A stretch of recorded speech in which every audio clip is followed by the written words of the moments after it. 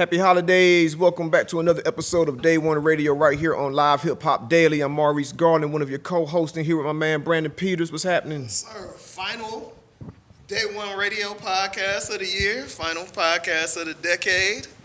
You know, depending on the calendar that you follow. Right. Say the new decade starts in 2021. Those are the sewing people that got A's in math all through school. The average person is like, if it's got a zero behind it, it's a new decade. Right. So, that's what it is. But yeah, man, we're going to do it a little different. This time we got some of our friends, but not just friends. These ain't just, the homies that don't really do nothing. These are people that do shit. They do shit and get paid for it. No, we all have friends that, we don't want to see them in a public forum. They're good for talking crazy when we just chilling. Yeah, exactly. Barbershop, car wash. Right.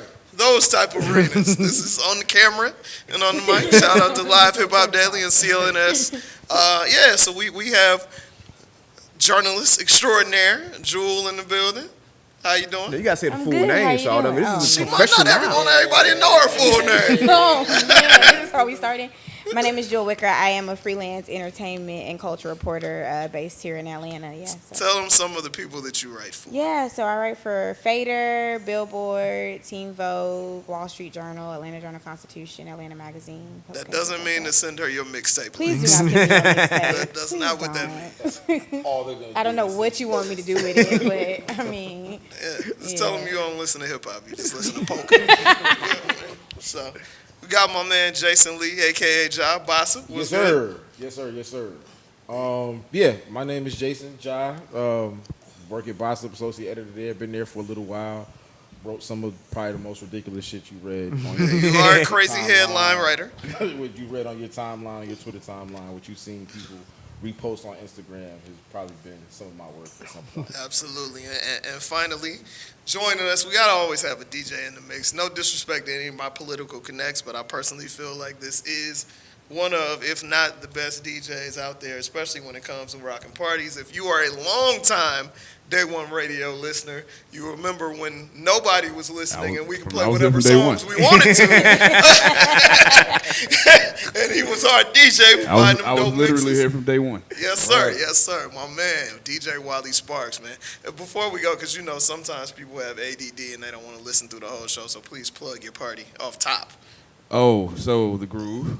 Yes. R&B all night. It's a monthly party that we do. It's a dance party, like a really high energy party, like a legitimate party, not that way bullshit. too humble. Mm-hmm. New Year's Eve, Buckhead Theater. If you are in Atlanta or coming to Atlanta, make sure you buy your tickets to The Groove. It will guarantee be the most fun you will have at a New Year's Eve party, period. I mean, I can't disagree with that. Okay, too humble.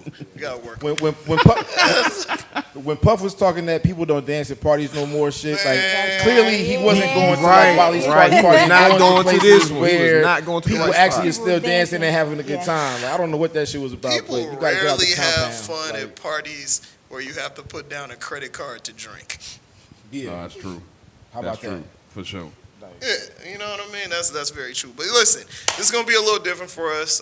We are going to talk about some of the best and worst moments of the last decade. We all have varying opinions. This is why we put this panel together. It's going to be cool. Jewel is going to keep us in check. I can already see. I'm going to try, but I don't know. I can already see how it's going to go. We definitely had, we was one of the first podcasts with a woman in the mix. Shout out to Nadine Graham.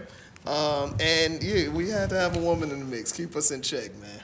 She was shaking her head at us before we started recording, so it's all good. So, all right, what you want to do, Reese? How you want to kick this off? I mean, shit, like we all came up with a list of what we loved and hated throughout this year and the whole decade or whatnot. So I guess we can start off with what was the first thing we said? What was our favorite television shows? Was that it? We had album television shows. You want to start with television shows? We can start with television shows. We can do ladies first. What's happening? Oh man, I had now I'm trying to remember what I had on my list. I had Atlanta. You have your phone right there. Oh, let me. Let's see. Pull out your phone. Everyone has a. Can we all agree that Atlanta on FX was one of the best shows? Oh yeah, yeah, for sure. That was one that we all agreed on. Like they really got that one right, especially for a show that had so much hype behind it. and expectation from locals and critics. I mean, it's one thing if it's like Hollywood Reporter and Variety, like, well, we got expectations, but it's another thing where it's like, yo, we are naming our show Atlanta, and you actually made Atlantans happy. You know what I'm saying? Like, that's not easy to do. I'm gonna be real. I had very low expectations. Really? I don't know why, and I think it's because, and I think they did the right thing, and the trailer it didn't really tell you what the show was gonna be about. So I think that was purposeful. No, and I think that was smart. Like when I was watching it, I was like, I don't know what this is gonna be. I don't know if I didn't really at the time trust Donald Glover like that. If I'm gonna be completely honest about it. Yeah. And I was like, I just didn't trust him to like tell the Atlanta story. I'm just gonna be real. I didn't really trust him to tell the Atlanta story. If I was thinking about somebody who would be in charge of having a TV show about Atlanta, he was not gonna be the one that I picked. Yeah. But it was pretty clear, like soon after I started watching the show that he got it. Him like, and his brother too. I was going to say, talk about his brother and too. I think a lot of it is because of his brother. When you talk about, when you talk to him about the show, he talks about that a lot of the experiences are what his brother experienced, not what he experienced. So I think if he didn't have his brother participating, I don't know, it would be a different show. Shout out to them also for having a very, very, very, very black writers' room. Oh yeah, That is unheard of in television. I don't know if anybody ever tried to get a TV show made or tried to get one sold, but whether on any network, on the 873 channels you have on whatever your provider is, there are probably 10 shows with a black writers' room. And they had a black woman from Marietta on there, and she was the one that actually came up with the Juneteenth and the Helen episodes. Yeah. And they were like, "What is Helen?" Like Donald Glover was like, "I didn't know what that was," but she used to go to camp in Helen apparently. Yeah. And she wrote about Juneteenth from her experience because they used to have Juneteenth festivals in Cobb County, and it was like the white people. And she was like telling them about it, and they were like, "This is wild." So I mean, they definitely is black, And they hit a lot of for both seasons. They hit a lot of like pop cultural milestones that you could just reference, and Florida numerous of them, like Florida Man. Right. Florida Man, right? The janky promoter in the club. Bruh. Yeah. I could tell stories about janky promoters and clubs. I bet. All day long, and they nailed it. They nailed it. They act exactly like that. Bro, they got Cat Williams an Emmy. Right. Like, that's about as black as it gets. Alligator Man.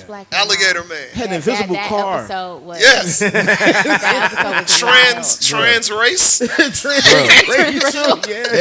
Another very black show. man. Another very black show that I enjoyed was Insecure too, though, man. Yeah. Like, So on my list, I put Awkward Black Girl / Insecure because you cannot have Insecure if you never had Awkward Black Girl. Right. And if you are not familiar with Awkward Black Girl, go on your YouTubes and watch it, and it was absolutely I think it was funnier than Insecure because it was less restriction. Yeah, that's what I say. It was And it's funny because I think the what connected the dots for me was the fact that the low talker from Awkward Black Girl ended up being the gang-banging neighbor on Instagram. That shit's just absolutely genius. and that was dope how she kept a lot of those folks from that as she moved on. Because I remember like a quote that she gave in an interview is something that I still like.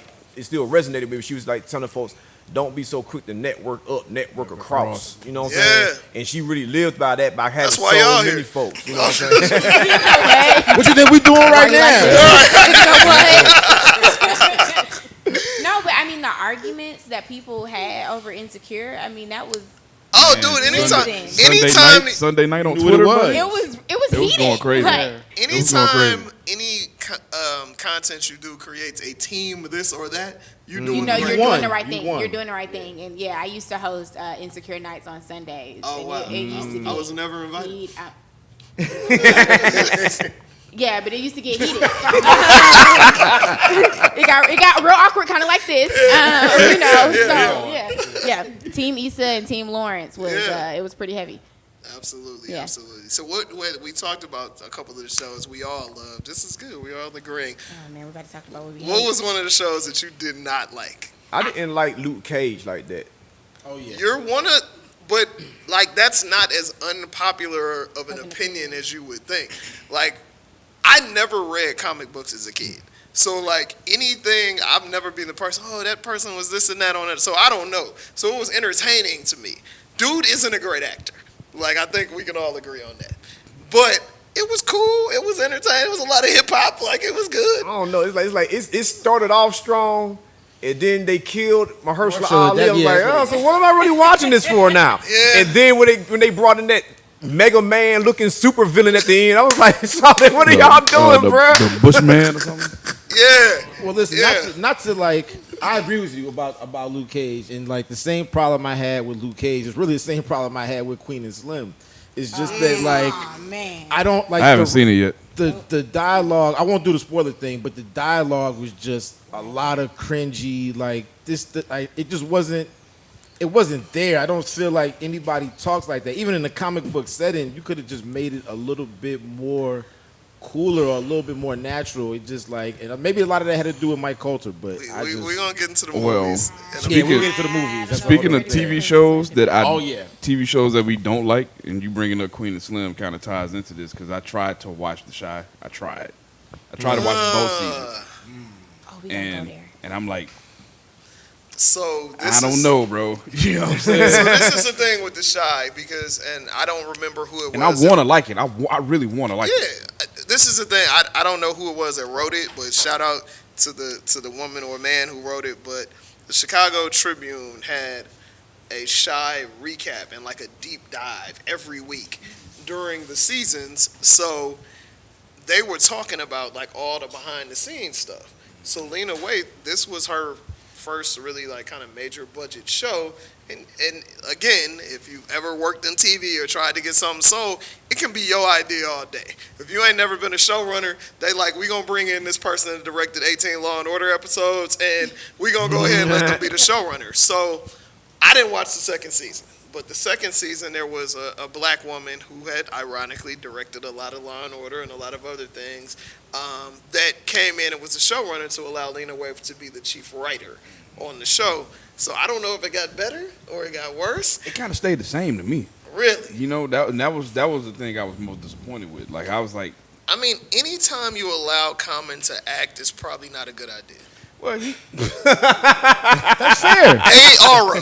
That's totally fair. he didn't Common really do much, is though. kind of like his character was like a auxiliary character, so he wasn't really doing too much. Common is kind of like Terrence Howard on the low though. It's like Iron Man, man. like he played the same person But at least every Terrence time. Howard has personality. He's giving you a little bit of charisma. Common, that scene, I'll never forget that scene between Common and Jeremy Renner in Smoking Aces. Was it Smoking Aces. Yeah. I just like, yo, please just put Common on mute, dog. Don't give him no more line. Let him shoot the guns, drive the cars, and do the other things. Don't let him say no more. What I've learned from this tidbit of conversation is we are never getting the Common interview on Day1Radio. Let it go. But right quick, let's talk a little bit more about TV shows that we do like though. Okay. I had a list. Maurice always wants to be positive. You know Go what I'm ahead. saying? No, and this is fitting for like the times that we live in. Like, I really enjoyed Black Mirror. I think that show really like nailed what we are living in and moving into.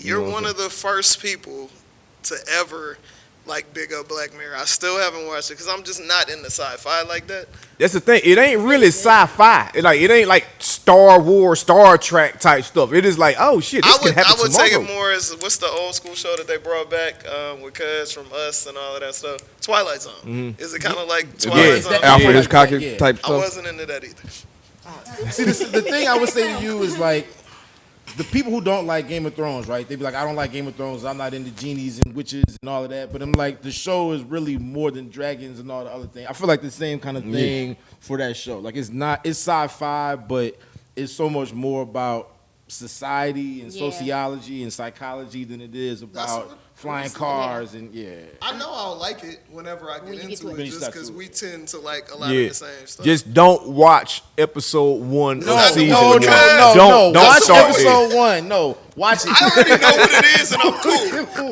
cool. Watch it. Get that in your system. Let that burn in your brain. I'm cool. All right. I'm cool. I was one of those people who didn't. I didn't think I was gonna be in the Game of Thrones. Okay. I didn't think I was gonna be in it. I still haven't watched it. Whole series before the last the season finale, the last season, last November. Like binged it all.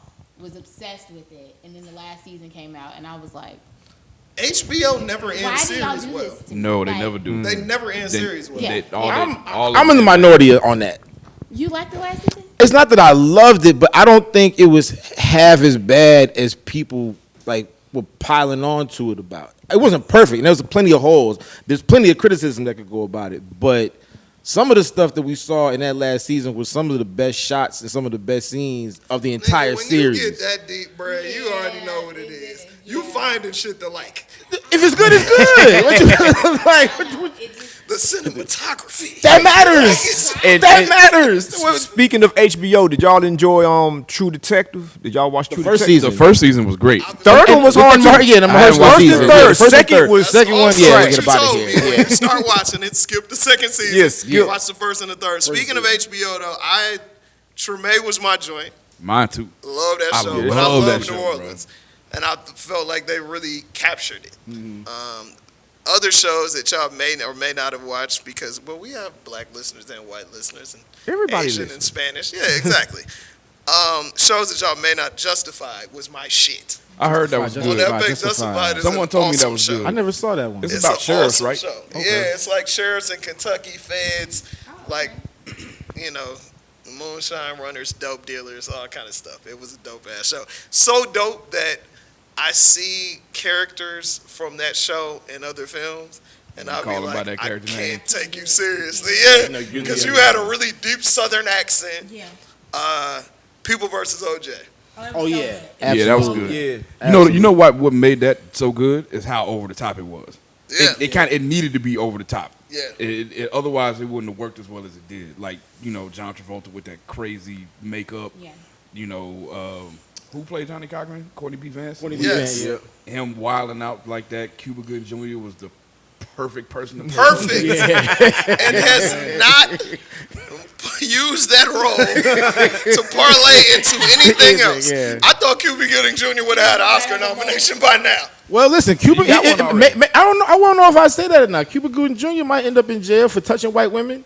He did. Yeah. He'd have been jail. Yeah, he did. That's what's going on right now. Clearly, that's the guy from BOSSIP who's talking. I'm just trying to draw the thread. Have y'all watched Brockmire? No. Bruh, you have to watch Brockmire. What is that on? I don't know which end. I think it might be on IFC, but Henry Azaria, whatever you say his name. Amazing show. He's a good character actor. About a guy who was a baseball announcer who loses it because he finds out his wife is cheating on him and just melts down on air and just goes into a deep drug induced just wilding out. But it's just all about his character. But it's an excellent show. Did y'all watch Better Call Saul? I haven't started. I haven't watched it yet. I gotta start. I'm a season behind. Yeah. I'm a season behind. I think that show is actually better than Breaking Bad. I'm still traumatized by Breaking Bad. I'm still traumatized by Breaking Bad. No, because the way that show is made up, you get to see all the underlayers of Breaking Bad. It's like a full-on character study, right? Yeah. I haven't watched it, but Breaking Bad is. It's classic TV. It's classic TV, but Breaking Bad gave us the greatest character of all time. Walter White. No. Gus Fring. Yes. Okay. Yes. Okay. Absolutely. I agree with you. Because most people you talk to that know anything about TV or anything, period, that's creative is going to tell you it's The Wire or Breaking Bad. That's the best pretty show. much. That's what you did. Can we go back to shows we hated? I got one more show that I love that I feel like I got to mention. The Boys. Did anybody watch The Boys? I've never seen it. No. So The Boys is on Amazon Video, huh? Down my heart, The Boys. Come on, baby. Yeah. That will be played at the Groove on New Year's Eve. That's right. No, The Boys is I won't say an anti-superhero show. It's a superhero show if superheroes were actually whole ass legit people. Yeah. Scumbags and various ranges of types of people. And they were corporatized and monetized and made into stars and this kind of thing.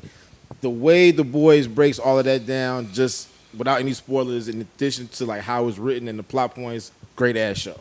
Only 9 episodes. Real fast watch. What's Amazon up with Video. A show that me and you both like. HBO has always been at minimum you're gonna get 8 episodes. What was up with Silicon Valley being 7 episodes this year? I think they were just trying to wrap it up. That was on my list of my favorite shows. We both. I love Silicon Valley too. Yeah. Man, who's your favorite character? Because I know who mine was. I don't remember his name, but the Asian kid, the gangster this way into the house. That's my favorite. When that dude said, "Why are you talking to police in my house?" He was like, "Fuck the police." That's my favorite dude. On the show. He was good, but Guilfoyle was my favorite. Yeah, Guilfoyle was a fool. Yeah, man, he made me laugh every time. Especially this season, because they kind of let him get loose in the final season. For real.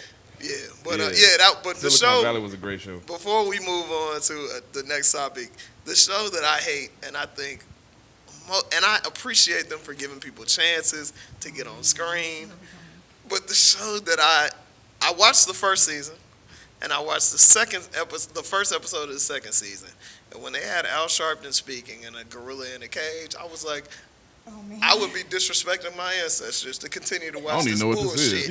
And that is Empire. I checked out on that. I checked out on that a long time ago. Like a long time ago. I was doing Empire recaps for a newspaper in Harrisburg, Pennsylvania, and I was so mad that I had to explain this to Damn. I had to write about this man being in a cage. Like, what is this? And it was like Don Lemon and it was terrible. It was. That's when they lost me. I never watched an episode since They lost me. Yeah. Because I try to give black folks a shot at anything that can make it through all the muck and the mire to actually get on TV. Yeah. But bruh, I can't. I checked that on Power too, man. I checked when Kanan got burned alive. And somehow He walked out like Kaiser Soze. Yeah. Pimp walked out of a burning house. Shot. And He got beat up. And then he got burned alive. And then a building fell on him. And he's still alive? Come on. But hold on. Come on. Still alive, only to be killed the next season. Right. Bro. But I can't stop watching. They got you. That show is, I get it. Because like, I mean, I'm so mad at Lala every episode. Oh, she's terrible. I mean, I get Awful. suspended disbelief or whatever. Because I watch wrestling. So, you know what I He mean? says, I get it. I get it. But, We went too far. yeah. It's You out of know control. a show that I didn't like? Ends. You know a show that I didn't like? It's Orange is the New Black. You didn't like Orange is the New Black? I stopped tried. watching after the first few seasons. Piper was getting on my nerves, yo. I stopped watching it after a while too. The first I two got through seasons the I first was with season. it. I got through the first season. Yeah, the first few seasons. I got through the first season because I made a commitment to it. I got through like 6 episodes. Like, well, I gotta finish. I'm here now. You know what I'm saying? And So I that's got like through the first season. OG Netflix show, ain't it? For sure. Yeah, that was the first Yeah, viral was definitely thing. one of the The first. first thing that really touched people's consciousness. I didn't stop watching it because I thought it was a bad show. Piper did get on my nerves, but that's not. I just got bored. Like I just wanted her to get Well, stabbed. she's like the whiny white woman in the show. She's gonna get on your nerves. Like that was like That was her purpose. That was her purpose, just to be there They together. did that on. Yeah, if you talk to them, they said they did it on purpose. They Yeah, for wanted sure. her to like illuminate the issue. It was terrible. Yeah. Movies though. Oh man. Movies, best or worst? We start with the but best. Let's start with the best. Start with the best. I'll start off this time. And I don't go to the movies often. I probably go to the movies like 4 or 5 times a year, Same. tops. The first thing that came to my mind was the James Baldwin documentary, I'm Not Your Negro. I Excellent. hadn't seen it If yet. you have not seen it, Nah, that was go dope. see it. That was dope. Excellent movie. Into the Spider-Verse. That's Absolute. great. And I don't That was even great. like cartoons. Best, That was just a good movie, period. It was a really good movie. best animated movie I've Yeah. ever seen. That might think- be the best animated movie Ever. Yeah, no. Possibly. And Possibly. the shock of walking out the theater, because I wasn't expecting a whole lot one way or another. And when I walked out the theater, I was like, what What did I just Yeah. see? Like, that was a crazy feeling. Yeah. And even though it's super commercial, made a lot of money, some people hate on it. You gotta give Black Panther props, man. Nah, Black Panther's Yeah. Like, you gotta give Black Panther yeah. props. Although I do need Coogler to I need him to do the action scenes, like the fighting scenes. I need him to really step it up this sequel. Yeah, I can see I need that to be a little bit more. You didn't like the combat scenes? There wasn't enough of it. Gotcha. There wasn't enough of him in the suit in combat scenes. And when he wasn't in combat scenes, there was a lot of sonic boom and all of these energies. No, I want to see Joe Russo had him looking better than Ryan Coogler did as far as fighting goes. Like, but you in also Civil War. In Civil War. But you you need also that gotta single think- shot Single Daredevil, shot that single shot Punisher. Hand-to-hand combat. I'm gonna kick your ass right here. in Like, Civil I War, need that. in Civil War, you don't think it's because he was trying to introduce a character, and then in Black Panther, it's like you trying to. Well, that's the thing about it. That's They told a my- story. that's Yeah, my and that's the point. thing. You right, gotta yeah. think at the beginning of any, because most of these movies are trilogies. At the beginning of any trilogy, it's a lot of setup. Yeah. If you go back historically, this is probably the most successful jump off. Oh for yeah, any, $1 you billion know what I out the for the Yeah, first movie. exactly. Hell yeah. Exactly. Who else? What's some of the movies that y'all love? You know what I love that a lot of people don't really fuck with like that was Dunkirk. And y'all ever Oh seen yeah, that? Dunkirk was hard. That Dunkirk movie was hard. Is amazing. Yeah. It's amazing. I heard good things. Yeah, you seen it? Cinematography. Nah, I haven't seen it. That Brandon just poo-pooed. But I mean, even beyond that, like the story is great too. Yeah. But it's about like what is it? It's World War II, right? World War II, yeah. And bruh, it's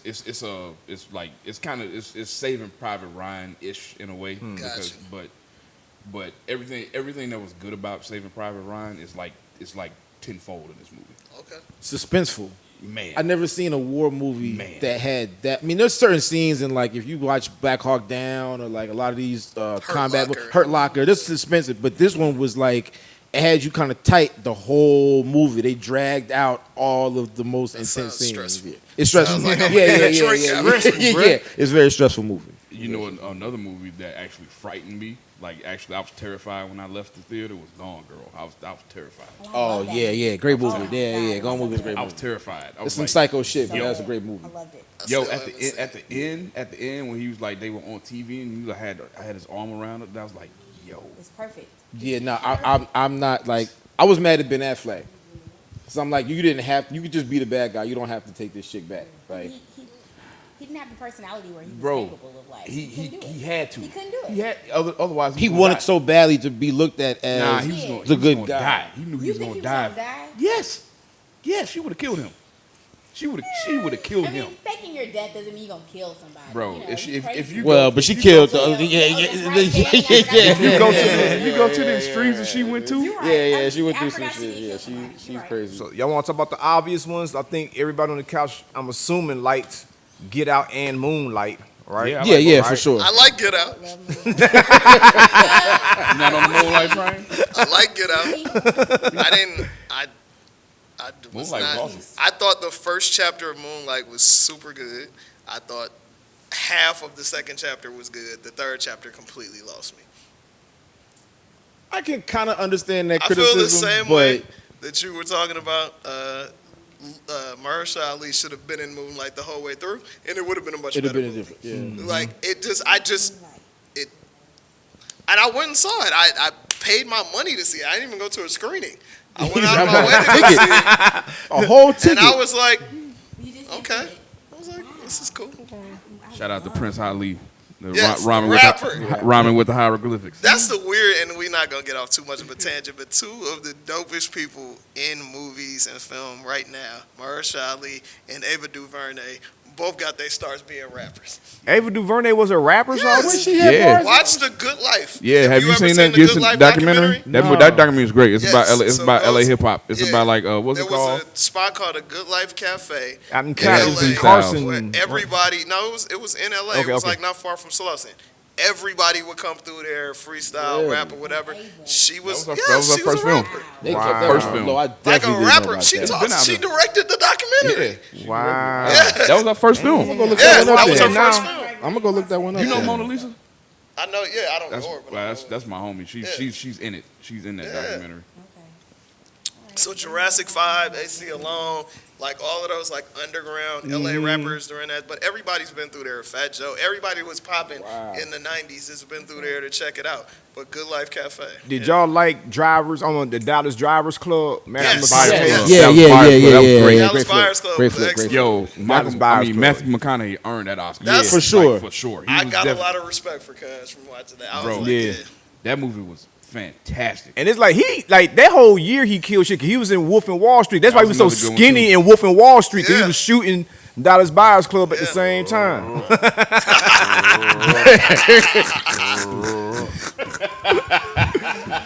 Yeah, he was on some shit. He was on some shit. Dark Knight. Yes. Dark Knight was hard. All throughout the whole trilogy. No, that wasn't this decade. Dark Knight Knight Rises. Rise. Yeah, Dark Knight Rise. Rises. Not the first one. Yeah. Dark Knight. Out of that trilogy, I think the Dark Knight is the best of the three. Yeah, but Dark Knight Rises was good. I feel like Dark Knight Rises, it might not have been as good a movie, but it gave way more pop culture moments. I think Bane just made for more gifs and memes, and like that whole thing turned into a way bigger thing than what the movie was in itself. Another really, really, really excellent film from this decade was The Social Network. Because, it's funny because, like, back when that movie came out, everybody's like, oh, man, it was too, maybe it was too hard on Mark Zuckerberg. And then now we looking at it like, yo, was we hard enough? Right. You know what I'm saying? Yeah. Absolutely. But that was a great movie. A really, really great movie. For sure. Movies we hated. Oh, I'll tell you the movie I hated that I've never even seen before. I've only seen it on Twitter. How can you hate a movie you never seen? I'm gonna tell you, whatever this Nigerian movie is, always going around on Twitter with the shootout, where the guys is like sliding across the floor and the bullets are fake. I don't know what this movie is called, but it pops up on my timeline. You've never seen it? Hold on. It's like a bastion of meme content. Yeah, the whole every scene in this movie is like a bad meme, bad gif. You need to unfollow people on Twitter. Terrible. I have no idea. I guarantee. I don't know what it's called. I guarantee you. I'm gonna find it. I follow you on Twitter. I have no idea. I guarantee you've seen this thing before. Speaking of memeable movies, granted, like I had a good time laughing at it, but I don't think it was a good. That Bird Box. Oh yeah, Bird Box was terrible. Bird Box was dumb as hell. I never watched. I gave it a shot. You know what was trash that actually won some Oscars was Birdman, the Michael Keaton movie. I never saw that one either. I never. So that movie was fine. It was all right. And I found out it wasn't about Baby. I was cool. I didn't rock with Bird Box. The movie I hated, and I also paid money to see this movie, was Precious. The movie is horrible. That movie is not good. It's absolutely it's not good. I had never seen it. Me neither. 'Cause I heard so many people either saying that it was disturbing or just not good. I was like, it's both. I'm gonna do myself a favor and not watch it. I watched Precious for the first time this year because I had put it off. So I was like, I'm not gonna do that. And I watched it this year, and I was like, it's a terrible movie. I don't need it. I didn't need it. It is a terrible movie. But Monique got her Oscar. She got her Oscar. Of course she did. And she's demanding money because she got an Oscar for this terrible ass movie. Same reason. Since y'all smart shit. Everybody came up for Monique getting her money, but that trash ass movie she got an Oscar for. You said her Oscar got an asterisk on it. Of course it does. Of course it does. But like that's a whole other conversation. We're not gonna do that. But I'm just saying. We can. Okay, well let's go there. She got one of those Olajuwon rings. Like you won the championship, Mike. I said Elijah Warren rings. Damn. I respect Hakeem. I'm not. I'm talking shit, man. I'm talking shit. You mean Clyde Drexler? Okay, get a Drexler ring. Name it. Jewel is like, okay, here y'all go with this sports shit again. I'm gonna be quiet. Vernon Maxwell gonna pop up and whoop your ass. Yeah, you think him and Marvin Harrison got like a little pet? I'm with Bomani. We don't mention. We don't mention the he who shall not be mentioned. Marvin Harrison. Marvin. That man shot somebody with a 1-of-1 gun and got off. And slid. I want no smoke at all. We don't mention his name. I want none of the problems. But yeah, I mean, she won an Oscar for the same reason that Denzel won an Oscar for being a dirty cop over the million roles that he's done where he should have won. He should have easily the same reason that Lizzo is on every mainstream magazine cover. If you perpetuating a stereotype and out here tap dancing, then that's what's going to happen. Period. Yeah. Are we going to do Lizzo? Yeah. Oh yeah, Halle Berry got hers when she finally decided to let exactly. Billy Bob Thornton have his way with her. Yeah, like it's a messed up situation, but that's what it is. That's why we got to stop. What did Mahershala Ali win his for? He won his for the Green Book, right? No. Yeah, he had one before that though. The first one he got was for. He won for Moonlight. Moonlight. It was Moonlight. Yeah. He got supporting actor, right? Yeah. He won that Golden Globe. I thought he had. He had another great from Oakland. That was the second one. Town Business. All right, so let's y'all most of y'all listen to our show for our music content. So let's get. We all want to do songs first or albums first. We'll do albums. Let's do albums, yeah. All right, let's. The songs are gonna be difficult for me because you're a DJ. If my response is gonna be it all sucks. You know what I'm saying? Damn. It is what it is, bro. Oh. You know. Ouch. Oh, wow. That hurts. Because I have to listen to so much shit just virtue of my occupation. It just it might not even suck. It's I'm pretty sure it's something that you like. Like the album I'll bring up is because of an artist that albums. you put. Oh, You know. so it's like Wally, and I told folks this, like, I'll get into my worst albums later, but it's like I think Wally was the first person I ever heard speak of Anderson .Paak ever. And he was on the show like, man, y'all need to get out there, go on SoundCloud, look up this dude Anderson .Paak. So it's like I think like that Malibu and that No Worries. That No Worries is hard. That No Worries was hard. And I'm not an Anderson .Paak fan. Right. No Worries is hard. Yeah. I feel like he sings like Bilal and raps like Kendrick. Like, I want to hear you. And I feel like No Worries brought that out. Really? Okay. Yeah. I can't argue with that. Yeah. Absolutely.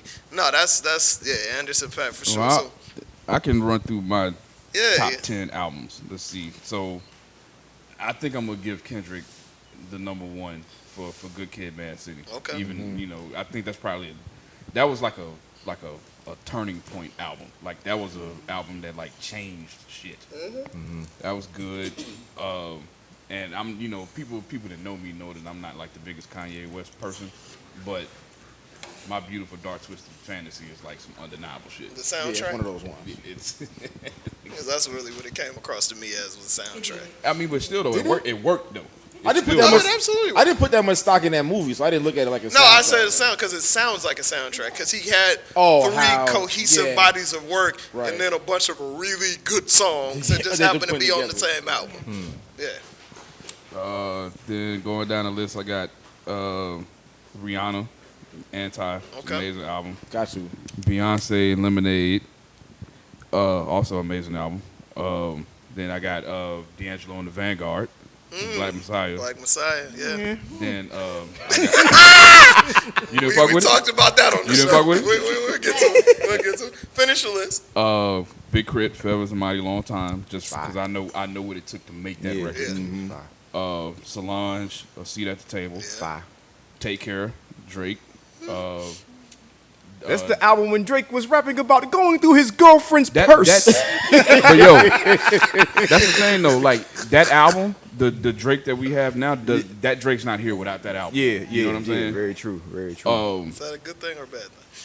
I mean, depends on your vantage point. That's true. Know? It just really depends on your vantage point. I feel like Drake raps about white women problems. Yeah, but that might be why he resonates with people so much. Yeah. Oh, it is. You know what I mean? I can't knock it. Hey, you find your niche, man. It's funny that you said that's the turning point album. I feel like a lot of people love that album, but to me, the turning point album for what Drake is now is more. If you're reading this, the shit with let's not get too deep. That was the Fuck Cash Money album. Okay. Let's not get too deep into that Drake conversation because I feel like when we talk about who ran the decade, we're gonna get pretty deep into that. Right. So then my last to round it out, my last two would be Future, DS2, and Victory Lap, Nipsey. Yeah. So I think those would be my 10 best albums of the decade. Okay. I'm curious to hear Ja next. So some of them I thought about like on the way over here, and some of them I had on this list. The crossovers that you had. I gotta have Good Kid, Mad City on there, but I also had To Pimp a Butterfly. I think that Kendrick deserves. If it was a top 10 spot, he deserves both of those too. Put him where you're gonna put him, but I don't feel like you can talk about this decade without Good Kid, Mad City, and To Pimp a Butterfly. So I agree. Yeah, so to me that's like it's both of those, and that. Also, you did say Beautiful Dark Twisted Fantasy. We talked about Malibu. I got Black Keys Brothers on here. That was one of my favorite albums from this time period. Eclectic. Yeah. I'm going to go outside. Going outside the box a little bit. Yeah, I like it. At least you ain't say Tame Impala, man.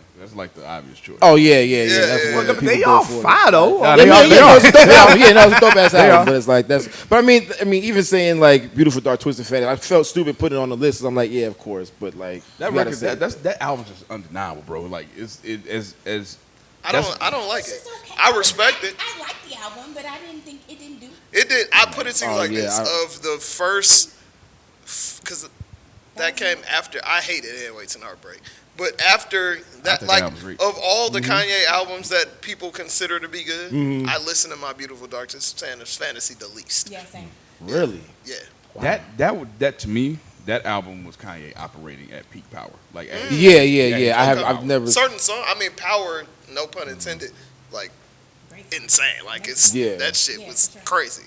The closest to me that he came to operating at that level was those two albums. It was Beautiful Dark Twisted Fantasy and Watch the Throne. Is when he was just on like that is the Kanye that.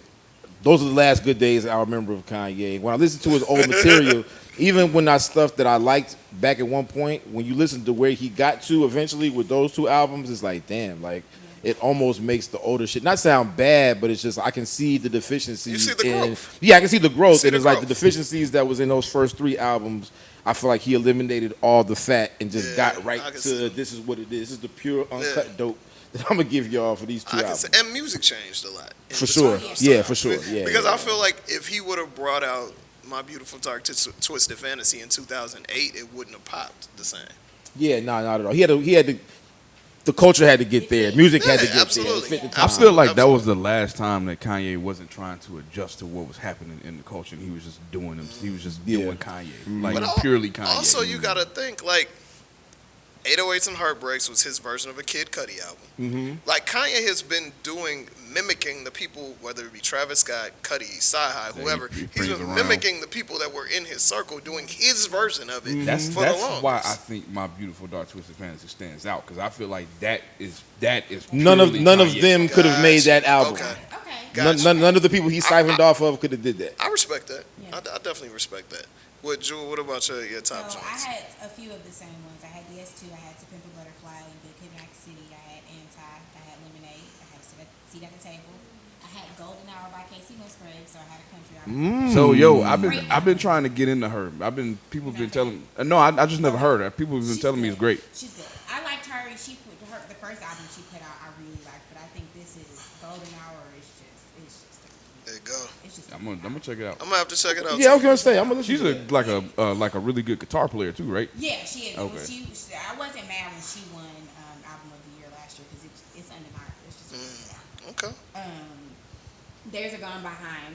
I really like them. And then I had Control by SZA. I thought that was a really important. I was wondering if that album was gonna come up I had in this I thought that was a conversation. really important album for the decade. And then Yeah, that was a soundtrack when it came out. Yeah. A lot of people's lives. Yeah. Yeah, you're right. Yeah. You're right.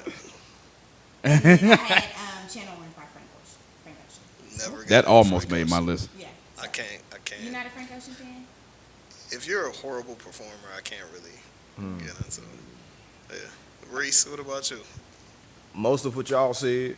Okay. And That's a classic Maurice answer. Run the Jewels 2 Okay. Yeah.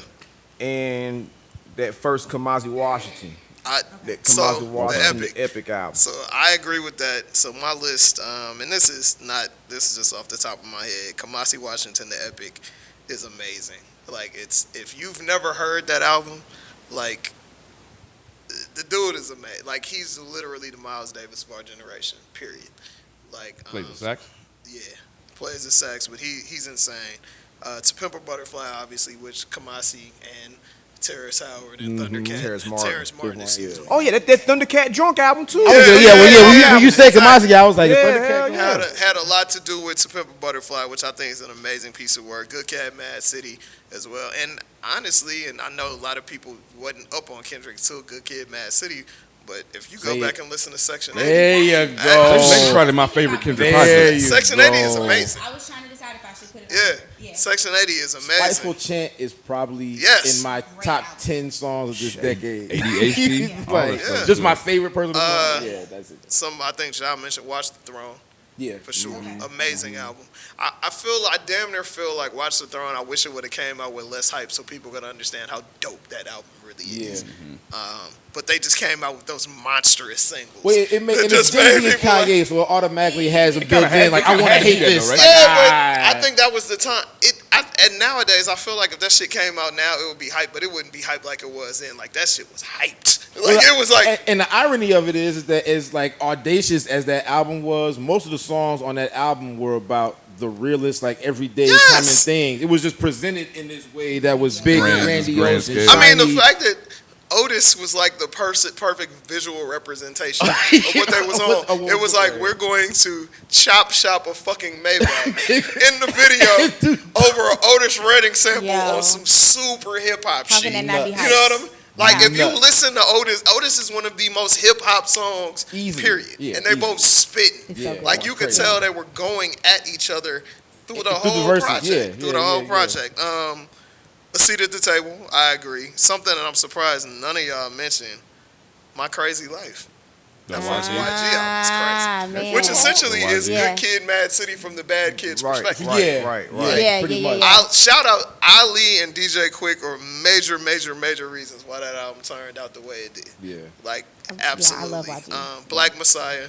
Yeah. I know you ain't like it, but I fucked with it. Yeah, it was just like I kind of agree with, because we had Michael Brian Cox on the show around the time. Brian Michael Cox, my bad. Around the time that album came out, I kind of agree with him. We just like, he lit Questlove Take the Reins, where it's like, nah, bro, you should have had Raphael Sadiq or somebody else take the reins, because it's like after a while, like, that album started feeling like I don't want to shit on dude, but it's like it started kind of feeling like a Dwele album. Like it's like okay, this song sounds like that song, and this song sounds like that song, and this song sounds like that song, and this song feels like that song. And like it just like it felt like one long ass song after a while. To that point, I mean, Solange let Raphael Sadiq kind of, you know. Oh, the reason the Seat at the Table was good is because of Sadiq. Yeah, you know what I mean. Period. So, there's one more too that I got one more as well. We'd be remiss if we didn't. No News is Good News. Yeah. I'm putting No News is Good because part of it might be some of the hype because people wanted Fonte to rap for so long. Even people that love Foreign Exchange still wanted Fonte to rap all this time. And I felt like when he came back, he just got right to it. It was like I didn't expect him to lose a step, but it didn't sound like there was no time off. It didn't sound like he was missing anything. He just went right for it, and it sounded perfect to me. I loved everything he was saying. Hated the beats. I can understand the dated nature of that, but I don't even think it was dated. Like they sound like R&B beats. Like give me some drums, nigga. Like I want some hard shit, because he's one of the best rappers ever. Period. Oh yeah, easily, without question. And I think a lot of the beats that I wanted to hear on that we got on the Lil Brother album. One album I want to say, which I'm very surprised that no one on this panel mentioned, that is hands down, especially conceptually, one of the best rap albums to come out in the last 10 years. No Dope on Sundays. On that Saha? Bruh. So, here's the thing about that album. I like Saha is dope. Like I fuck with Saha the bars, but what you were just saying about Fonte is how I feel about that. Like some of the beats were cool, but the mix was terrible. The mix was not good. Terrible. I don't know where they got that shit mixed. Because they don't really fuck with him over there. You know that. Yeah, I mean, no, I get it, but but he developed enough relationships. He should be able to go get that shit tightened up somewhere. Between LA and Atlanta, he should be able to get that shit tightened up somewhere. But that really affected my enjoyment of that album because the mixes were so bad. It felt like listening to a tape. I felt like I bought that from Hassan and Fat Gear. Wow. And anybody who's been in Atlanta for long enough knows Hassan and Fat Gear. Yeah. And I felt like that's where I bought that album. I respect that. It wasn't a bad album at all. What do we think about Awaken My Love? You know what, man? I liked it, but then I just stopped listening to it. Like it wasn't an album that I just kept going back to. Like I was on it hard for that first month and a half, and then that's a long time for an album. I haven't like revisited a lot. I was since it came out. Pleasantly surprised by it, and it was so unexpected. You know what I'm saying? Right. And that was real ambitious for somebody to even try some shit like that. Yeah. You know what I mean? And to to get out there and like, be like fuck it, I'm finna make a Parliament album. Fuck it. Pretty much, right. I'm about to make a Parliament album. I mean, from the cover to the content. You know what I mean? And well, I guess that was the thing about it. I liked the album a lot. Like, I enjoyed the album, but I just wasn't sure how much I could get into it because was it too derivative? Yeah, that's a lot of how was it too like did he push the button? Would you like it better if it was somebody else? If well, I'll say this. Like somebody you never heard of. Yeah, like if it was like an artist that you didn't know. I put it like this. I love the Bruno Mars album. I did too. I love that album. Yeah, because that's one of them. That's one I have to mention. I love Bruno's album, but Bruno's album was pretty. It was on my longer list before I listened. Yeah, but it was very derivative too. So I'm not saying that has to be a bad thing, but just for Donald Glover, I just wasn't sure. Yeah, for some reason with that album, it turned me off more than it did with the Bruno album. Thing, I don't know why. Yeah. Well, I think I've accepted Bruno being a shapeshifter. And with Donald Glover, I wasn't a Donald Glover fan, and musically, I'm still not like he doesn't mean a lot to me musically. Yeah, I mean, so that album was probably the one that stands out. Everything prior to this album is like camp and. Was it Kawhi because of the internet and all right? That, yeah. All of that. I didn't even catch that. There's maybe one record like the Palisades might be the only record I like. So we loved a lot of albums, obviously. Yeah. now the ones that we Can I just get the what's gonna piss y'all off? I'm so ready. Here we go. Top. Let's go. Let's get it out the way first. Let's y'all go. can throw tomatoes and stuff at me. The album, and it's not really hate, it's more discipline. he already knows what I'm gonna say. This is gonna be good. I disappointment more than hate. Oh no. Because I love them, but we got it from here. That Tribe album, it's trash. It ain't trash. It's trash. That album is trash. It's a Q-Tip album that they pigeonholed other people into to make it make sense, and it's not good. And it really hurt my heart because I was a Tribe fan. You a Tribe guy. And Fife passing away, that shit hit me. Like, it's very few rappers that have died that have really hit me. Fife dying, Pac dying, Jam Master Jay dying. Like, that shit hit me. So I'm expecting, like, bro, y'all got to do Fife right. Like, it's got to come out. We need to hear that shit. Right, so you had like a visceral reaction to it, of like disgust. I do it. I was so disappointed, and it was compounded by the fact that everybody was like, "Oh, this is so great," and I'm like, "What are y'all listening to? Did I get the wrong version? Did I get the wrong?" I wouldn't put it in the favorite list, but I didn't dislike it at all. What did you think about Q-Tip feeling having that whole little episode on social media after he didn't get nominated for a Grammy? See, I feel did that like compound? No, I felt that way about the album beforehand. I feel like I'm saying, did it make it worse? Did it make it worse? It didn't make it worse. I just think it's some sucker shit to seek validation from people that don't fuck with you. Especially when your man's had the iconic line of "Never let a Grammy tell me how nice I am." Exactly. Stop begging these white folks to love you. See, here's the thing. I have like it's a mixed bag with that whole topic of conversation, right? Because because I totally understand that whole thing, right? But also, I think everybody in this room knows the people that work on this music. And people bust their ass for this music. Now, I'm not saying that the Grammys is the only form of recognition. Trying not to be disrespectful. Yeah. But no, I'm just saying that I feel like there's something to be said about being recognized. Whether you respect the Grammys or not, people want to be recognized for their work on a certain level. Everybody wants an acknowledgement. Acknowledgement for something. Yeah. And it's hard for me it's easy for me to sit here as a person who didn't sit behind an MPC or a mixing board for 18 hours for 2 months and twist knobs and all of that. But if you did that and your album was received a certain way, I could understand probably someone being creative saying, "What the fuck?" Can I? And I'm glad. Now, Q-Tip doesn't apply. This doesn't apply to this album. No, but Let me be clear. Let me be clear. I'm saying this in I think that's fair, though. I think that's fair. But I feel like, and not to get on no soapbox shit, but like my mentor, who some of us know, James Andrews, had posted something the other day, and I thought it was the realest shit of all time. And he was just like, it's so many people getting attention and awareness these days for doing nothing. Like for doing nothing, for being popular, but when you dig deep, they've done nothing to contribute to the culture at the end of the day. And I'm like, when you have done so much to contribute to the culture, why are you worried about this punk ass award? You can't walk down no street, go to no show, period, without people being on some. Well, let's be clear. It became a punk ass award because of Twitter 5 years ago. It wasn't always. It was a punk ass award. No. When Michael Jackson was winning Grammys, when people that we liked and loved was winning Grammys, nobody. Hip hop. That's what I'm saying. Hip hop though, Jazzy Jeff the first one, and they boycotted the awards. They of wasn't even there. course. But what I'm saying is that a lot of artists have won Grammys, and people have celebrated the fact that these artists are artists we love, and we celebrated them winning Grammys. I just feel like. I don't know the answer, but I feel like there's a divisive thing about that logically doesn't hold up on both sides. I guess is what I'm trying to say. Well, that's the thing, that most things don't hold up on both sides that people are that passionate about. But we shouldn't celebrate as much that Michael Jackson won 18 million Grammys for Thriller. We should be celebrating there's 100 million people around the world that walked out of their house and went to a store to buy this shit. Buy the album, and there are still songs that play from this album. And we'll play somewhere in America every 5 minutes. Every song from Thriller is getting played right now. That's the award. I get that, but I do also get wanting to have that validation. Yeah. I mean, I think it's.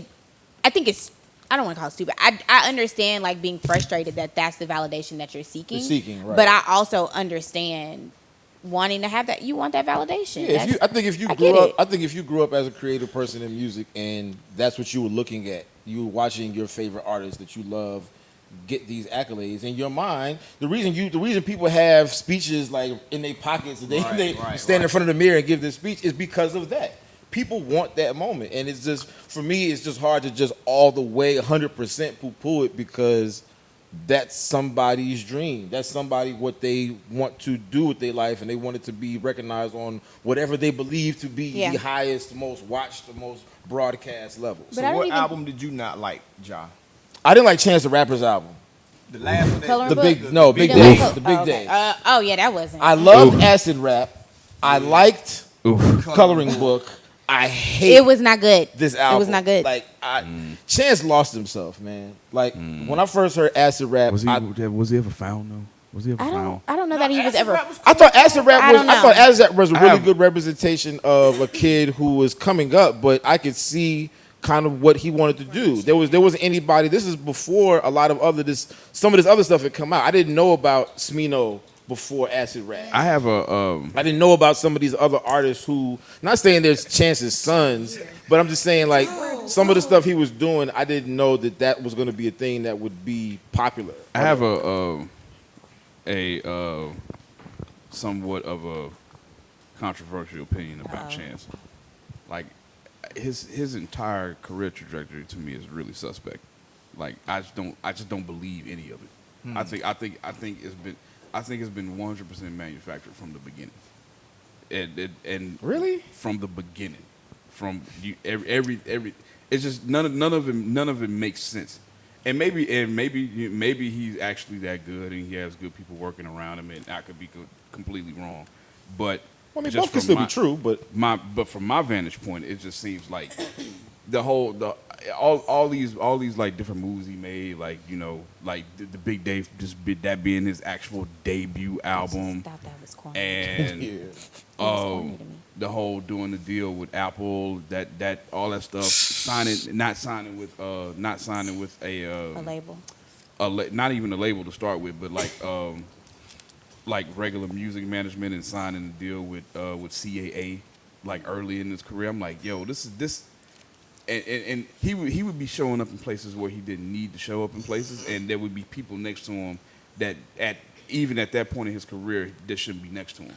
You know what I mean? He's the perfect example of someone who is extremely sharp that is not nearly as smart as they think they are. And maybe, but I think he's smart enough to have really good people around him. That's what I was about to say. I think you have to be really smart to be able to position yourself to be. But when you listen to him talk and look at some of the moves he makes, he's brilliant, but he's not nearly as brilliant as he thinks he is. You got people like Madonna co-signing you like during the acid rap years when you just like a rapper on the internet. Yeah. Supposedly you're supposed to be like. Yeah. You from the blog era. You're in the blog era scene, and you got people like Madonna saying, "Oh, I love acid rap." It's like it's bullshit. Yo, come on. It's the same thing as when Best I Ever Had first started blowing up on radio and people was trying to say Drake didn't have a deal. Fuck out of here.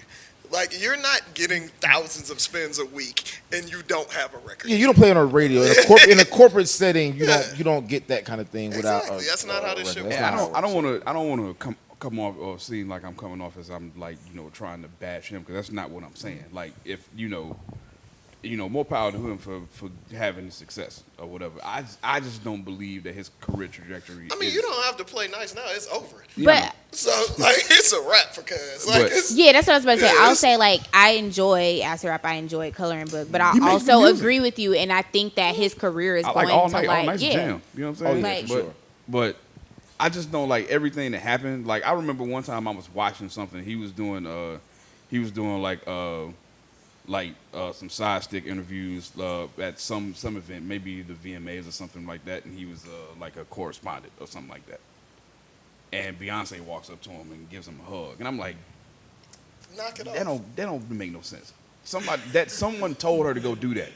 You know what I'm saying? Exactly. Like, she's not VMAs, I know what you mean. She's just not going to do that. It's just an authenticity thing for me. It's not real. Authenticity. It just doesn't feel authentic to me. That's what I'm saying. I think there's a difference, though, between what we perceive as feeling authentic and what we're a cynical society. So everything jaded old man. Everything can feel fake. Like, there's nothing that happens right now that happens inside of a screen that people will 100% believe. So I don't know what the standard of what's fake. I'm gonna tell you what it was though. People and him and his team tried to present this shit as if it was Soulja Boy Superman, and it wasn't. It was not authentic. It didn't come from the people. It wasn't. Come on, man.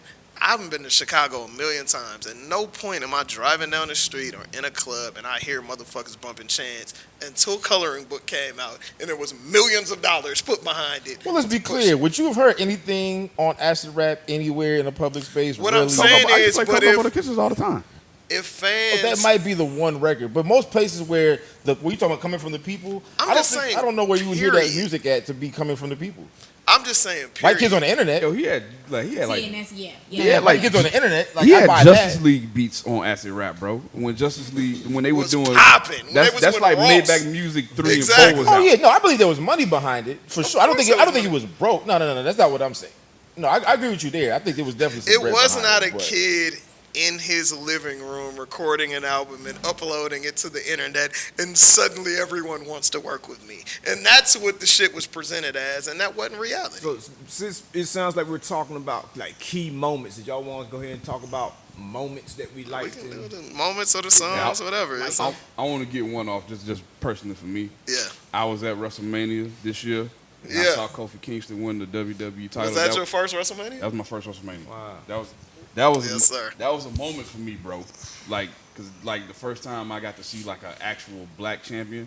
Well, I mean, The Rock is half black. Yeah.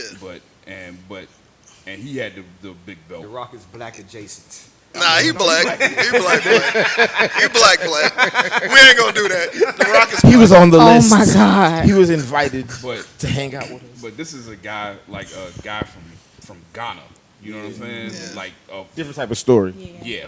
And this the whole thing about, I mean, I don't know if you follow wrestling, Kofi he's been around forever. Yeah. Like forever. And he's always just been like seen as like a secondary guy. But it was just cool to see him finally get to reach the top of the mountain. Yeah. On the biggest stage. And it became like a mainstream story. Yeah, it did. For sure. But I saw it live. If you've not into wrestling, I would say if anybody ever has the opportunity to go to WrestleMania, go. It's some different shit. Yo, especially if you're in the production or like stage production or anything like that, WWE's production is like top notch. And I have to explain to people that don't get him, like, yo, they put on like, award show level productions every week. Every week, the whole year. I didn't know. Like, the first one I went to was in Detroit, like, I guess like 06, 07 or something like that. And I had no idea what I was expecting. There's people that every year they plan their vacation around whatever city WrestleMania is in every year. I have become one of those people. Wow. Yeah, it's next level. I'm already making my plans for April already. So, You going to Tampa? If they're paying for me to go out, that's the only reason. Important questions we need to Yeah, answer. exactly. Hello. Yeah. That's the only reason I've attended. That shit is not cheap at all. Is it comped or not? Yeah, exactly. I've been to 4 or 5, and they've all been good times. I would say one of the moments for me that I thought was super dope, just a long time coming, and it's really just been in the last 2-3 years, is the rise of women in rap. Like, we've never had this many women rappers, like, releasing hit records, making a lot of money, getting like a lot of mainstream ever and making critically acclaimed art at the same time. Yeah. It's always been like the black comedian that makes it in Hollywood. It's been one at a time. Yeah, exactly. In hip-hop you got this forever. one part. It's definitely, that's been one of my favorite moments of this that's decade been too. awesome. Like, and it's varying kinds. Like, you got Saweetie, you got City Girls, you got Cardi, but you also got Rhapsody. You know what I mean? Like, No Name. Exactly. Know the product. Yeah. Like there's a lot. There's Kamaya. a lot. Kamaya. You know? Kamaya. Oh my God. Kamaya's so dope. She's so fire, bro. Like.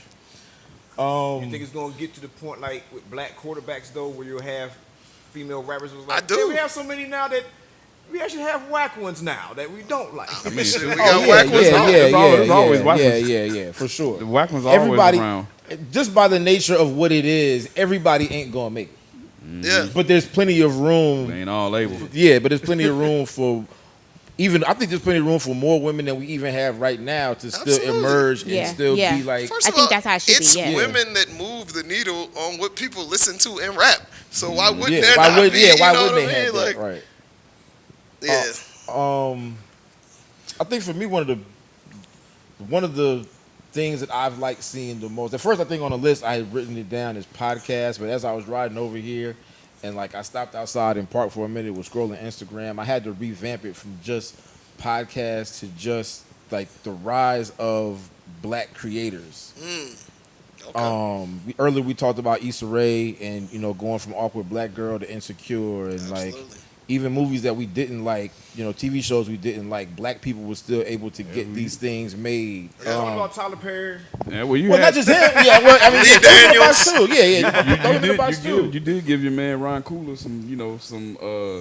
some points. Yeah, for sure. Yeah, for sure. Like these things, like it's just dope to see it. And then even beyond TVs and movies, like black creators, even just on Instagram, guys like Famous Lowe's 32, who does amazing, hilarious basketball highlights. The parodies. Filet. I'll go to Filet's page and watch. I'll watch Filet's page for an hour every day. I watch the whole NBA, ESPN, Sports Center, and I'm going to Filet's page to see him. He's giving me what Stuart Scott kind of used to give me, but he's giving it to me on Instagram.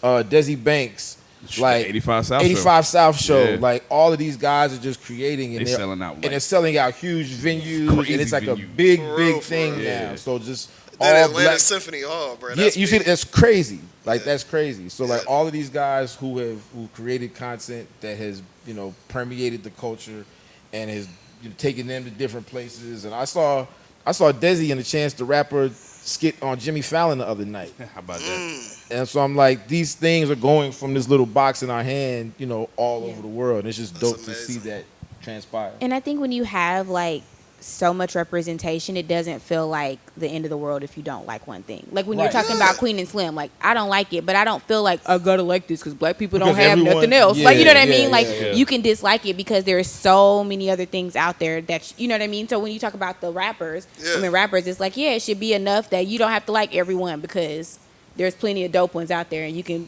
openly critique and be like, she ain't that dope. You know what I mean? But it feels good to have that pressure off of you. Exactly. To not have to be you don't feel like you're the only one. I'm the only one. I can't say that. I don't want to be, ugly to the black culture that got released finally. But at the same time, now we're to a point where I can say, nah, your shit is mediocre. Like, I don't want to have to root for everybody black. Everybody black don't make dope stuff. You know what I mean? You have to be good at it.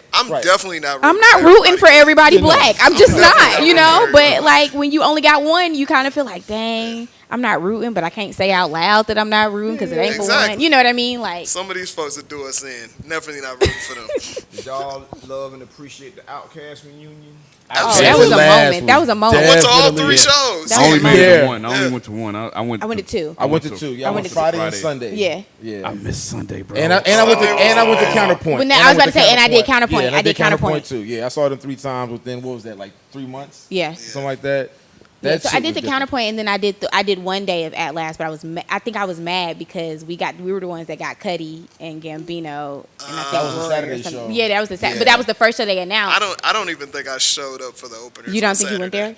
Oh, Kid Cudi left. He was mad. Yeah, because he was like, y'all don't care, and we were like, we. That's when they were trying to push Rory down our throats. We don't care. They were trying to push Rory, but at that time, Gambino still was not an artist. That I was like, this is not what I want for an Atlanta festival. Sunday was what people wanted. I was upset. I was so mad. Bro, when I heard everything that happened, pissed. Bro, I was so heated. Goddamn, Tila came out that bitch. Tila came. I was like, oh man, they done did everything out this motherfucker. Now, like, I could die. It was amazing. I could die right now and everything. Especially if you know me. Yeah. I know. I felt like, so I didn't procrastinate, and I got tickets as soon as they came out, and I got rewarded with Rory, Gambino, and Kid Cudi. Y'all procrastinate. Like, I was so mad. Like, we got the shit. Like, I was pissed. Yeah. No, but that's right, because initially it was that just was the first. shows, it was one at first, and then they added a second, then they added a third.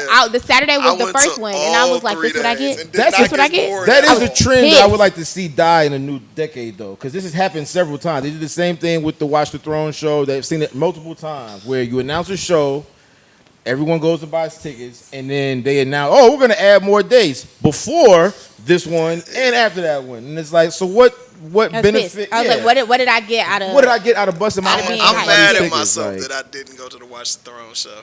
Oh man, I hear so many people talk about so many great things about it. I liked it. That shit was cool. I was mad I didn't go. You said you was mad you didn't go. I was mad I missed Glow in the Dark tour. Oh, dude, so good. But so good. Seeing Watch the Throne to me gave me whatever I thought I might have missed out of that. So mine was I did not go to Watch the Throne, A, because the tickets were sky high. Stupid. And B, because I feel like I have seen the best Jay-Z show and the best Kanye show that will ever happen. Mm-hmm. So I was like, I don't need to go out of my way. It was different. Yeah. I heard. Brandon, you had on your, and we didn't talk about it, but you had Yeezus as one of your worst albums. It's a terrible album. And I remember going to that show and being angry. No, it's not that. Because that show, I hated that show. So trash. I hated that show. They didn't even give no. When he was like, "White Jesus, is that you?" I think Brandon, we were in the same suite because I remember turning around and being like, when he was like, "White Jesus, is that you?" Yeah, we was. Yeah.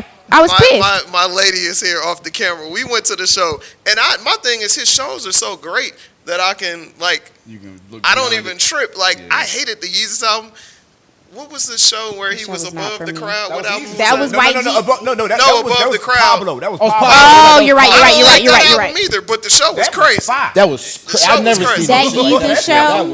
They could have kept it. We have seen it. Black Eyed Peas did that shit before he did it, but it was that they was going like all up in the crowd. Well, I mean, from an actual stage rap. Yeah, I'm not around to see Apple D-App do that shit on the I ain't gonna lie. People want to shit on Black Eyed Peas, but Black Eyed Peas was signed to Eazy-E. For sure. No. You gotta put some respect on their name. So was At-Van Clan though. So you know. Well, that's true. So was Terry B. But you know. Yeah. I mean, listen. There was a Black Eyed Peas was Terry B. At-Van Clan. I have to say one of personal selfish moment. We was talking about the Outkast reunion. One of the greatest moments of the decade to me was we had been doing hip hop trivia for 1 week, 2 weeks, and Andre 3000 came, and not only came but actually played hip hop trivia. That was one of the things. No, but that was funny because he was like, I was talking to him, I was like, yo. They do say the questions is kind of hard, so if you say they hard, they must be hard. He was like, man, I don't know shit. I just know how to rap. I was like, okay, well, all the rappers that come to hip hop, they don't be doing good. Yeah, You know what? I think they spend too much time trying to rap. That's what it is. Yeah. I feel like that's the thing though amongst like the best of the best who are good at things. I just watched this thing with Regina King with it was like a YouTube video, Essence Magazine, and she had her playing some pop culture game. She knew nothing, like the simplest questions in the world, not even hard shit. Asking her about like where did By Felicia come from, and like regular questions. Regina King and had she didn't know that? zero idea. You watch it, you go on YouTube and look up, I forget what the game was called, but it's like it was Essence and Regina King. You put that in, she blanked out on all of these. And I'm looking at this like, how do you not know? How do you not know? Like you don't know this. I was very disappointed. I love have to Regina say King. one of the things that just popped into my mind. In the hood. That popped into my mind that I think is really dope. That's a piece of content piggybacking off what you said. Is BET's Rate These Bars joint. That's I love a good it. one. Yeah, that's a good one. BET ain't done nothing right in a long time. But the Finding Their series YouTube is content so is bomb. That whole YouTube content is amazing. They're doing good. Better than the TV. Shout Better out. than television content. The reason I like that segment though, that series though, because people end up shitting on their friends, and they don't know it's their friends. So they can read the bars, and it's some bullshit. Like this is some bullshit. Who the fuck said that? And it'd be like Jay-Z, and Bleak be sitting there like, oh well, shit. Well, damn, I ain't. I hate to see it. Like, Yeah, hey, got me. Like it be they partners, it be they role models. No, yeah, niggas you know they love. Or And it's just themselves. Like, or themselves. And niggas don't know their own words. But I love that shit because Yeah. shout out to Jerry Barrow, one of the cats that gave me my starting a business, man. I was talking to him, I was like, bro, because he went over there. I was like, I don't know if you're responsible for this, but this shit is great. Yeah. Like, I watch every single one. Yeah. Man, the Finding series is dope. so good. The Blue Bag series is dope. I like the Blue Bag Blue thing Bag too. is All, good. like everything, a lot of the online content they're doing is just really good stuff. Some of the other moments I thought was dope. Rihanna's dominance, which we talked about off camera. Like, she's absolutely killing it. Like, Rihanna has turned into one of those people where you have to go out of your way to find someone who does not fuck with Rihanna.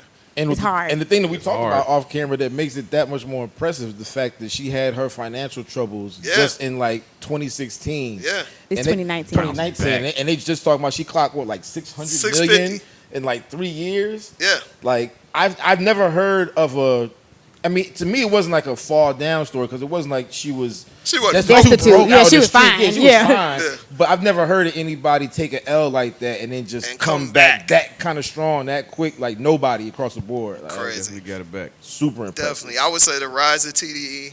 Oh yeah. Like, nobody Oh, yeah. saw that coming. Definitely rise of Respect, TDE. respect Schoolboy Q stage show.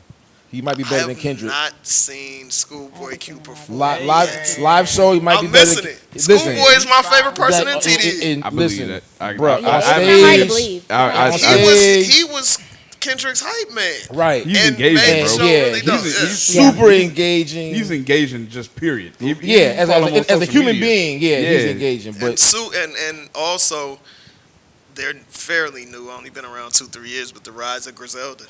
yeah. The butcher company. Oh, man. Yo, them boys are special. Yeah. To me, Griselda is the Locks if the Locks still made good music. Like, at the end of the day.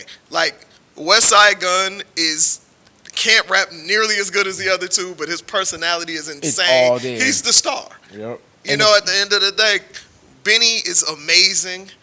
And then as gutter as they are, they got a white boy making the beats. All the beats. How crazy is that? Shout out to Darren G. And what's more Pretty impressive much how about it always went though, for real. You know what I mean? Even back in the day, in the early 90s. What's my man name? That passed away from New York back in '80s. Allegedly did a lot of the Eric B and Rakim stuff. Paul C. Oh, Paul C. Paul C. Yeah. We're taking New York dude that only wears camouflage. So let us know. and to the point about Griselda and Derringer, the fact that this Griselda album that came out is sample free.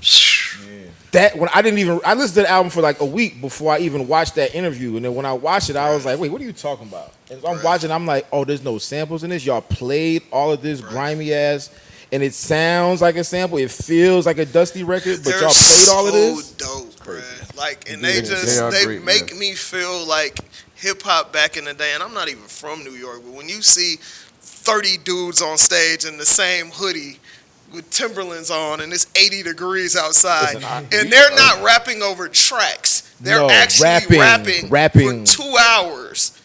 Now we talked about them on his show when I was on. We had talked about we talked about how they were the only people that are making like actual New York rap. Real New York rap. And they're from Buffalo. Yeah. Like, I remember we was at a Royce the 5'9" show that week. We had them, and I got to the show late, so I didn't see other opening acts. So I was there for Royce part.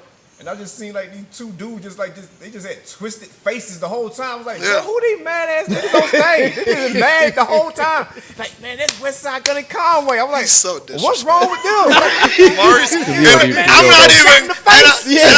I wasn't even gonna call any attention, but he's so disrespectful. You ain't know though. You ain't know. But like them dudes, that shit is just different. Like you want to hear.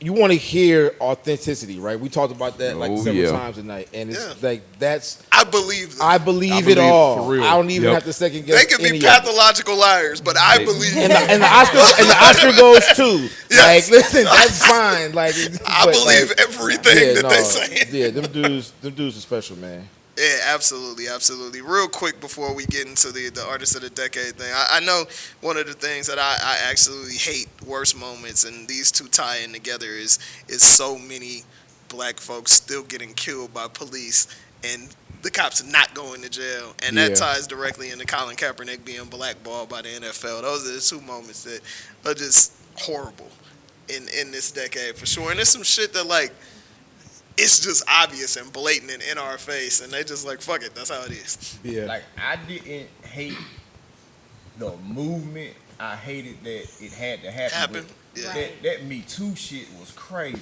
Yeah. I mean, still is crazy, actually. Yeah. I was just like, God damn, man, y'all niggas was doing all that for real? Yeah. Like, but it's crazy. Wild. Like, when I lived in New York, and I'd be talking to women, and they'd be like, oh yeah, dudes expose themselves all the time on the train. And I'd be like, I've never seen this shit ever. Yeah. You know what I mean? Yeah. But it's like, clearly it's true. It's going Everybody ain't making this shit up. Yeah. You know?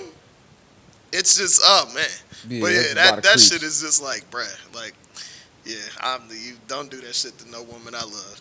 Please. Get knocked down. Yeah, please. Like, worst moment of the decade, one of the worst moments of the decade to me is probably the election of our 45th president. Yeah. Oh yeah. You know what I'm saying? Yeah. That, and it's not because of his politics or anything. My whole thing about that is, clearly, this is a doofus. It's not his politics. It's clear. Yeah. You know what I'm saying? Doofus. That's the thing that bothers me, that people will willingly give their vote, say, I believe that you are fit to lead our country. Yeah.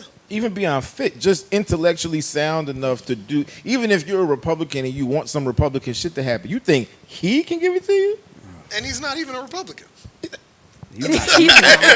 He's a charlatan. He's a con man. He's the guy in the alley with a trench coat full of Rolexes. That's who Donald Trump is. My name is Lenny. He's a grifter. my name is He's a thief. He's a knave.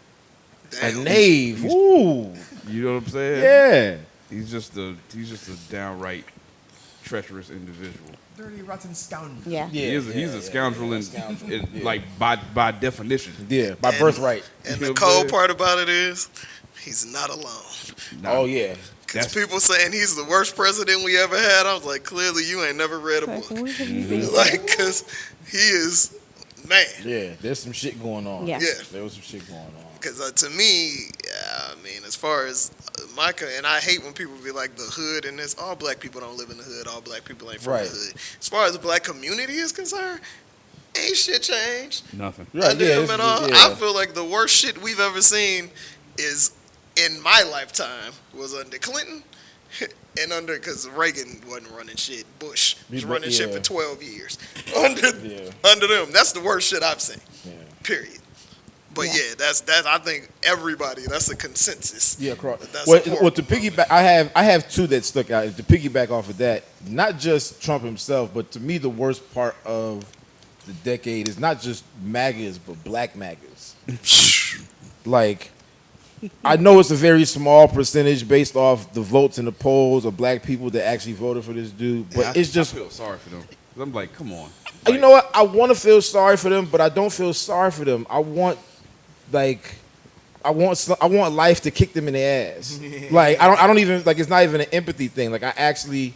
Like, if you voted for Trump because you thought your 401k was going to pop, like, I hope you lose half that shit. Like, that's how I feel about it. Like, yeah, that's how I feel about it. Like, if you sold out everybody just because you thought you were going to get, like, a couple dollars, or you thought the Dow Jones average was going to shoot sky high, I hope you lose half of that shit. I hope whenever this next bubble pop, like, that's for you. Like, I'm with you. That's for you. Like, take that. Those are your consequences. Yeah, but for me, the worst moment of the decade was losing Combat Jack.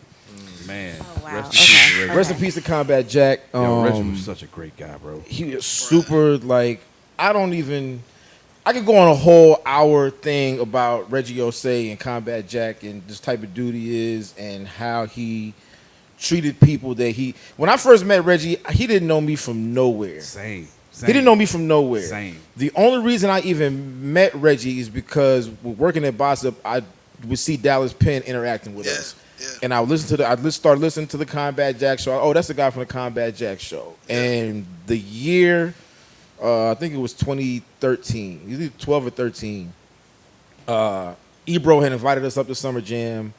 I go to Summer Jam, and I go into the little lounge wherever they got the important New York people at. Yeah. And I see Dallas, I see Reggie. I say what's up to Dallas. And me, Dallas, Reggie, and his son just spent the whole Summer Jam drinking beer, talking shit, looking at rap music, and just going through and like he invited me to the show, and he looked out for me in a million ways. But I'm just saying all that to say is that everyone who was touched by Combat Jack pretty much has some type of story like that. You know, me and you kind of got cool because of Combat Jack. Yeah, because of Reggie. Like, we knew each other. Yeah. But we actually got cool because of Reggie. And he was just, I don't even know really how to go about explaining Combat. It's hard to explain. Combat was such a great guy that if you begin to explain how good of a person he was, it'd be hard for people to believe. That's what was going on like that. Because he was legitimately like that for real. Yeah, like in the most authentic way possible. Like open, like we hung out,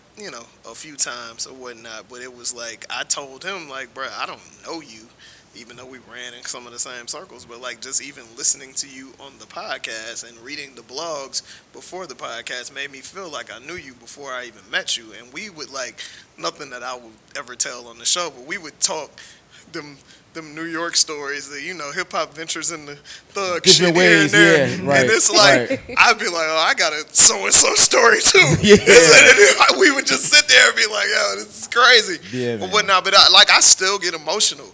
Yeah. No, it hurts me. It hurts me. Me too. Like I cried the other day. He was so on December 20th when he passed away. Like that shit hurts me. Yeah. And I'm not one of those people who have lost a lot of people close to me. Yeah. I haven't had, fortunately, a lot of people shot or killed or things like that. But Reggie was really that person. I never met anyone that genuine before. Yeah. Like genuine and selfless. Like, He was just a humble dude, man. Yeah. Like, and but you also gotta think that somebody who walks away from a lucrative situation to pursue their passion, that's a different type of genuineness in a person. Yeah. You know what I mean? But I feel like what we do here, I feel like what you do, Ja, I feel like with, all these other shows, like, they weren't the first, but to me, as far as hip hop, black podcasts, they were the most influential. By far. It's not even, it's like not everybody. Like, to me, everybody with a podcast should have to kiss Reggie Osei's ring. Yeah.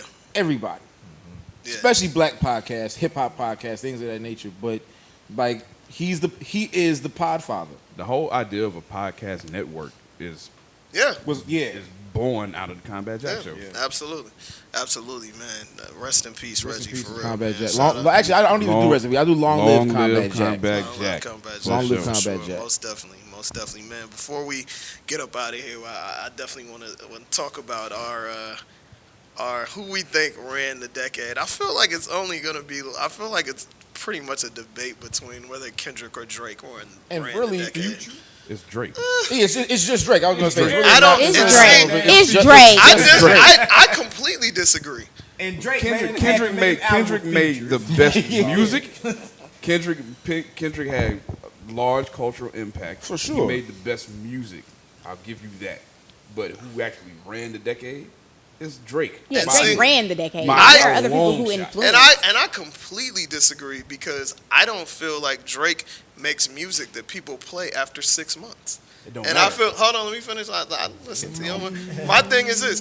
To me, ran the decade to me means that you had the most impact in the decade. I feel like Drake was the most popular by far because he makes pop music. He makes trendy music. Define impact. I feel like right. When I say impact, I mean your music actually culturally impacted people. And actually, outside of just music, nobody is at, and especially with all the crazy shit that went on socially, nobody is at rallies chanting Drake lyrics. People are doing that with my mama knows who Kendrick Lamar is, and my mama don't fuck with hip hop at all. Like, overall, like, impactful tours, like, Drake is a dope ass pop artist. I don't think that no one, when you even look at every single list of albums that impacted the best of the 2000s, Drake maybe is in the top 10 on a few. Kendrick has 3 albums in most people's top 10s. Though that's longevity to me. Like, and I can definitely see the Drake point of view for sure, because I mean it's undeniable. The dude was everywhere. He just operates on too high of a level too consistently where when I haven't seen any other, even like with Jay-Z in his like heyday, and I just never seen an artist operate this consistently where you just put out a record and it's just going. All of them, features, records, Lucy's, throw it out, whatever it is, it's all going. But he makes trendy music. But I agree with you. Yeah, that's hard to do. It's hard to do, but when you are so on top of trends, that's what you can do. But none of it lasts the test of time. When is the last time you've been out? Or is he taking it though? Is he like either one? But when is the last time you were out and heard a Drake record that was more than 12 months old? You different though. You different because you're one of the few people that it's a 19-year-old and a 42-year-old at your party, so it's different. You gotta adhere to both. But I'm just saying, like I played Drake records from way back in 2009. But most people don't, is what I'm saying. I think they all still hit. I'm not gonna lie to you. I think. But you don't hear them.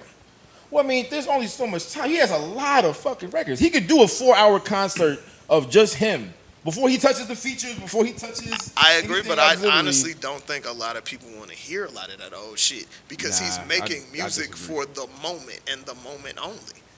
In my opinion. I could be wrong. I feel like you see Drake, you see him as being sort of a victim of his own success. You know what I'm saying? I think he's a pop artist. I think you're missing the value of the impact that he's actually had. Okay. Like, him being on top of trends by kind of default makes him a trendsetter. So it's like, yo,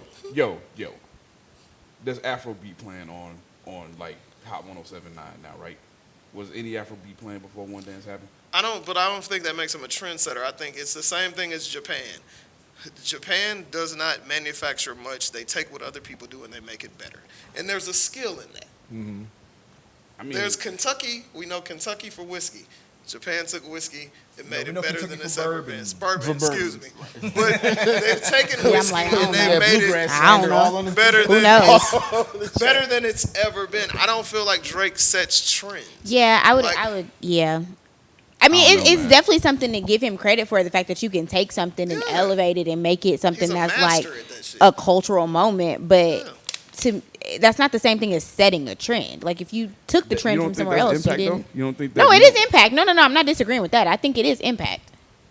I think it is, but I don't think it's the same impact. And I look at big picture stuff. I feel like as far as longevity, I feel like Drake is really, really good at what he does. I feel like Kendrick is someone that people will talk about in universities 50 years from now. Of course, yeah. There's a distinction. I think that's undeniable. Yeah, for sure. That's 100% true. Like, but you said Future, Maurice. Because everybody sound like him. And everybody has, just like Drake hop on everybody's stuff, everybody gets Future on their stuff. You can say that about Migos. You can say that about Thug. You can say that about, Drake both did it. They were the people we just talking about. Yeah. Yeah, for sure. They both did it. So before we go, I want everybody to give one bold prediction for 2021. Know what they think is coming before we get out of here. A bold prediction for 2021. I'm gonna get 6-pack abs at age 40. That's the bold At prediction. the tender age of 40. And 360 waves. And 360 waves. That's Maurice. You gonna go to Tiger Doctor, get the waves. You gonna get you a hairpiece, man? You gonna get you a man weave, bro? Hilarious. Man weave. That Beijing. You know that Beijing? Beijing Kings. Shout out to all the Beijing Kings. It's a lot of Beijing and lace front men wear. Oh yeah, man weave.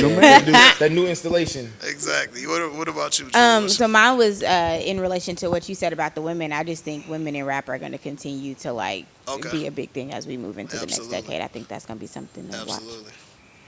Bold predictions. Talking to the mic. Oh, bold predictions. I think that okay, I'll say this. I think that at some point there will be a trend of older rappers. I feel like there is, a lot of the older rappers now are guys who have been in the game for a long time. But I think, looking at Griselda and looking at other artists, where if you can still create the music that people want to hear, I feel like that whole ageism of is he 25? Is he 22? It's gonna be gone. Yeah, I feel like there's going to be a spot where there will be a section of, I don't even want to call it adult contemporary by sound, but I feel like there's going to be older rappers who are going to enter the game. They did figure out a way to bring DITC Fat Joe back. Yeah. I think that's going to be a thing. What's yours? Bold predictions here. The Braves are going to win the World Series. Hey. Okay. Wow. Hey, I mean, it's possible. Are the Braves going to win one before the Falcons? She's shaking her head. She's like, nope. The Falcons will never win a World Series. You a Yankees so fan? That's impossible. That's impossible. Yeah, but that's good. I will say mine is, and it's kind of cheating because I've heard the album. I think you have too. I feel like at this time next year, when we sit down and talk about what's happened in 2020, that Royce the 5'9's Allegory, if not, is the best rap album that came out in 2020, will be top 3 that came out in 2020. Yeah, I feel bad we didn't. We should have said that too. Book of Ryan is definitely one of the best albums that came out. Was it Waves? Waves, yeah. Cocaine from Book of Ryan was my favorite song of the last few years. No, right. Absolutely. But yeah, the Royce Allegory album is absolutely ridiculous. Like that, I don't know how you get older and continue to get better. Royce is arguably may have made it into my top 5 of all time after listening to that album. That's super legit. Like the album's incredible. Yeah, that's super legit. Oh, for my real, God. for real? It's amazing. Right. But yeah, y'all, I think January 24th, y'all listen to it. But he's different. We appreciate y'all listening, man. Appreciate y'all watching. Merry Christmas, Happy New Year, Happy Hanukkah, Happy Kwanzaa. Anything, Festivus for the rest of us. Anything that y'all celebrate, we absolutely appreciate y'all listening, appreciate y'all watching and supporting us at Hip Hop Trivia, supporting us with Day1Radio and everything else we do. Please make sure you read everything Jewel is doing, read everything that Jai is doing. Make sure that you go to the Groove and everything Real else. Party. The Wally DJs. And I want to see you DJing more across the country in 2020. Yeah, let's make it happen. We're going to make it happen. I got Serato, and I'll travel. Absolutely, absolutely, man. One love to y'all. Peace.